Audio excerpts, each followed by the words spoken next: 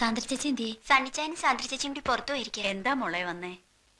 സാന്ദ്ര ചേച്ചി അൽഫോൻസമ്മയുടെ പടമുള്ള ലോക്കറ്റ് വേണമെന്ന് പറഞ്ഞിരുന്നു. ഭരണങ്ങാനത്ത് പോയി വാങ്ങിച്ചോണ്ട് വരിക.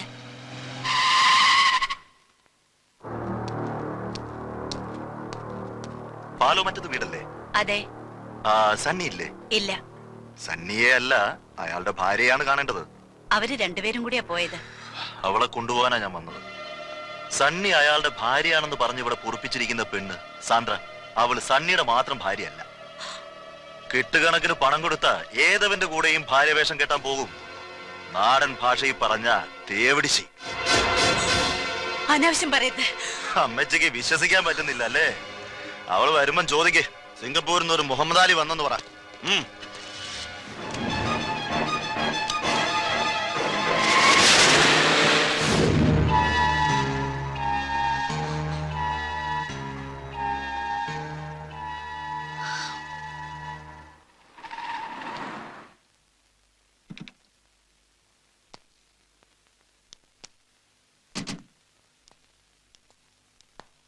സണ്ണിച്ചായനെ അന്വേഷിച്ച് കുറച്ച് ആൾക്കാർ ഇവിടെ വന്നിരുന്നു.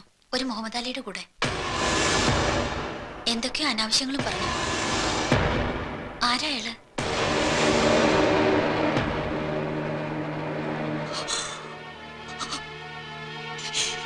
മോനെ, മോനെ, നീ നിന്റെ പെറ്റ തള്ളിയോടെങ്കിലും സത്യം പറ.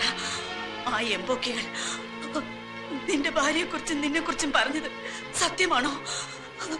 സത്യമാണോടാ? എടാ, അവര് പറഞ്ഞതൊക്കെ സത്യമാണോന്ന്? മോളെ, നീയെങ്കിലും എന്നോട് പറ. അവര് നിന്റെ ആരാ? കർത്താവിനെ വിചാരിച്ച സത്യം പറ. പറ. സത്യമാണ്, സത്യമാണ് അമ്മച്ചി. അവര് പറഞ്ഞത് മുഴുവൻ സത്യമാണ്.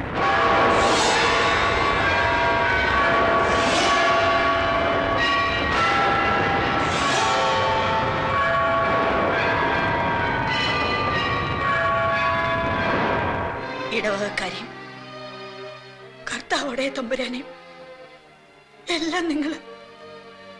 അമ്മച്ചി, ഞാൻ പറയുന്നത് കേക്ക്. വേണ്ട, നീ ഒന്നും പറയണ്ട. എനിക്കൊന്നും കേൾക്കണ്ട. നീ എന്നെ ഒന്ന് കൊന്നു തരുമോ? ഞാൻ പോവാ എവിടേക്കെങ്കിലും. എനിക്കാരുമില്ല, മക്കളുമില്ല, മരുമക്കളുമില്ല. തുടരുതന്നെ. ഇങ്ങനൊരു മോൻ എനിക്കില്ല, ഇങ്ങനൊരു മോൻ എനിക്കില്ല.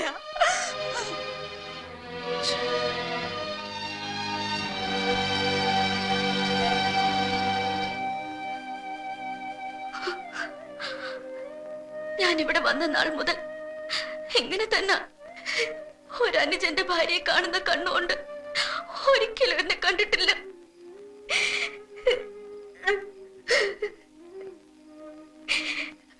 പൊളിച്ച, ഞാൻ എപ്പോഴും പറയാറില്ലേ, നമുക്ക് മറ്റെവിടെയെങ്കിലും മാറി താമസിക്കാം.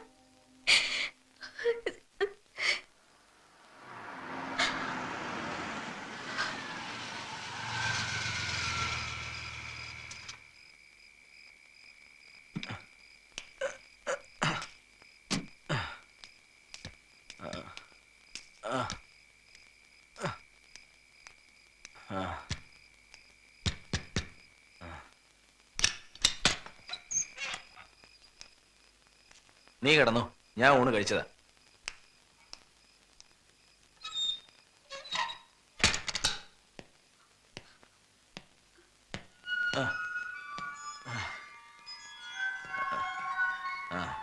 നാൻസി, നാൻസി, എന്നെ പേടിച്ചാണെന്നുള്ള പേരും പറഞ്ഞ് നീ പള്ളിക്കലേക്ക് പോയത് സണ്ണിയെ കാണാനായിരുന്നു അല്ലേ? പള്ളിപ്പറമ്പിലെ നിങ്ങളുടെ കൂടിക്കാഴ്ച തുടങ്ങിയിട്ട് എത്ര കാലമായടി? അവനുമായിട്ടുള്ള കല്യാണം തെറ്റിച്ച് എന്റെ അനിയൻ ചെറുക്കനെ കൊണ്ട് നിന്നെ കെട്ടിച്ചത് ഇങ്ങനെ ചിലതൊക്കെ മനസ്സിൽ കണ്ടോണ്ടാ.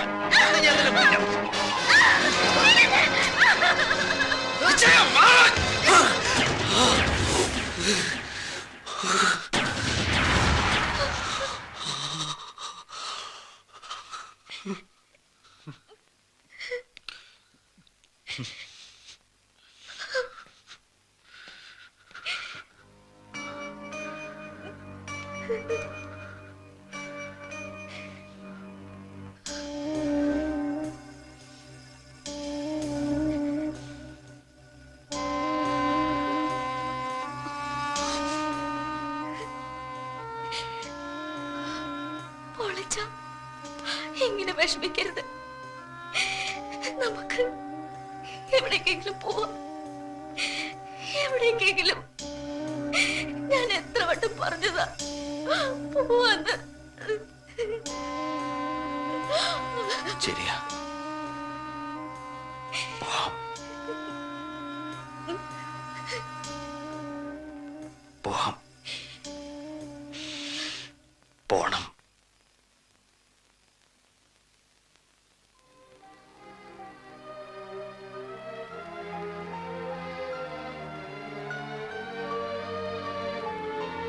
ഇനിയും ഞാൻ എന്താണ് ചെയ്യേണ്ടത്? എന്താണ് പറയേണ്ടത്? എല്ലാം തീർന്നല്ലോ. ഇനി എനിക്ക് മടങ്ങാം അല്ലേ?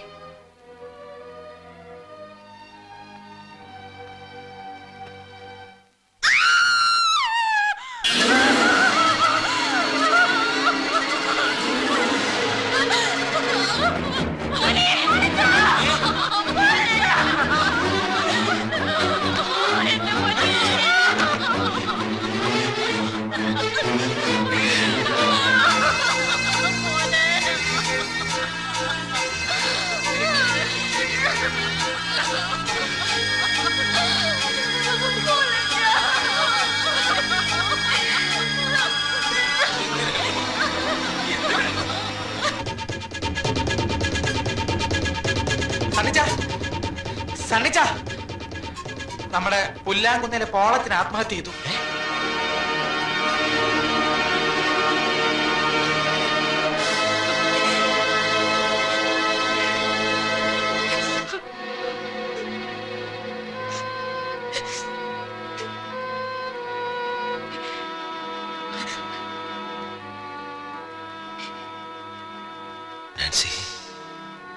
എന്റെ പോളച്ചന്റെ ദേഹത്ത് ഒരു നുള്ളു മണ്ണ് വീഴിക്കില്ലെന്ന് പറഞ്ഞിട്ടിപ്പോ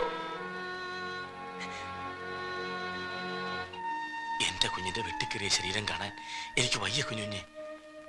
ഡോക്ടർ, ഞാൻ എന്ത് വേണമെങ്കിലും ചെയ്യാം, പ്ലീസ്. വരൂ ഡോക്ടർ.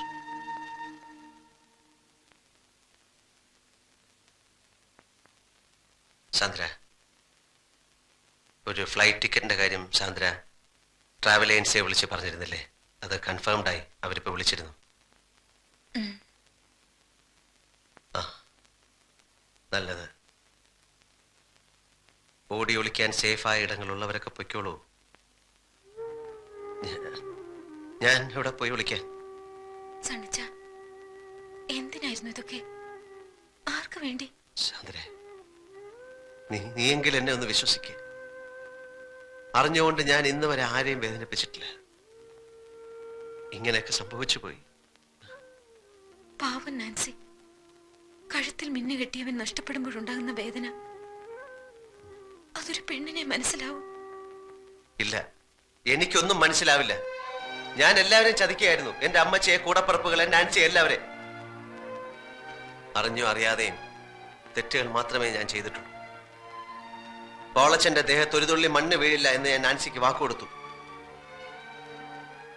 അവൻ ആത്മഹത്യയും എന്ന് കരുതാതിരുന്നത് എന്റെ തെറ്റ്. നിന്റെ അനിയത്തി മുഹമ്മദ് അലിനെ രക്ഷിച്ച് മാറ്റി താമസിപ്പിച്ചു. എന്റെ തെറ്റ്. അവളെ അവന്റെ മുമ്പിലേക്ക് വലിച്ചിട്ട് കൊടുത്തിരുന്നെങ്കിൽ അവൻ നിന്നെ അന്വേഷിച്ച് ഇവിടെ വരില്ലായിരുന്നു. എന്റെ അമ്മച്ചിയും മങ്ങന്മാരൊന്നും അറിയില്ലായിരുന്നു. എന്റെ തെറ്റ്.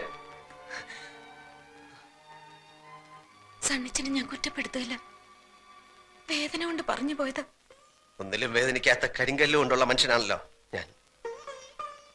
എനിക്കറിയാം, സണ്ണിച്ചനെ ഞാൻ മനസ്സിലാക്കിയ പോലെ ആരും മനസ്സിലാക്കിയിട്ടില്ല.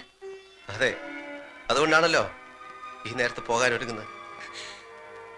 പോകണം സണ്ണിച്ച, പോയേ തീരൂ. പക്ഷേ എനിക്കൊരിക്കലും സണ്ണിച്ചനെ മറക്കാൻ കഴിയില്ല. വഴി പിഴച്ചവളെങ്കിലും ഞാനും ഒരു പെണ്ണാണെന്ന് ആദ്യമായി തോന്നി തുടങ്ങിയത് സണ്ണിച്ചനിൽ നിന്ന്. ഒരിക്കലും മറക്കാതിരിക്കാൻ സണ്ണിച്ച എനിക്ക് ഒത്തിരി ഓർമ്മകൾ തന്നിട്ടുണ്ടല്ലോ. മിന്നുകെട്ട്, ഒന്നാം വിരുന്ന്, പിന്നെ എനിക്ക് മാത്രമായ ഒരു കുഞ്ഞ്. ആ കുഞ്ഞിനെ ഞാൻ വളർത്തും. അവൻ വളർന്ന് വലുതാവുമ്പോ അമ്മ അമ്മ അഭിനയിച്ച നാടകത്തിന്റെ കഥ മുഴുവൻ പറഞ്ഞു കൊടുക്കും. ഒരു വിശുദ്ധ പുണ്യാളച്ചന്റെ സ്ഥാനമായിരിക്കും അവന്റെ മനസ്സിൽ സണ്ണിച്ചിനുള്ളത്.